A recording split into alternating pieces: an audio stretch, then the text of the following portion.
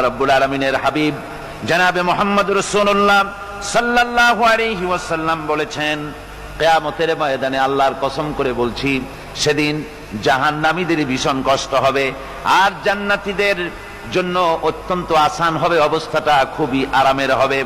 নবীজি বলেন, এক ফরজ নামাজ, এক ওয়াক্ত ফরজ নামাজ আদায় করতে যে সময়টুকুন লাগে, কিয়ামতের মাঠের এই সময় এত বড় বিরাট লম্বা সময় জান্নাতীদের জন্য এরকম হালকা হয়ে যাবে। সুবহানাল্লাহ। হযরত আবু সাঈদ খুদরী রাদিয়াল্লাহু তাআলা আনহু হাদিসখানা বর্ণনা করেছেন, এক ওয়াক্ত নামাজ, একটা ফরজ নামাজ পড়তে যতটুকুন সময় লাগে এতটুকুন সময়ের ভেতরে জান্নাতীদের কারবার শেষ হয়ে যাবে। সুবহানাল্লাহ বিহামদি। আর ওদের কারবার তো শেষই হবে না।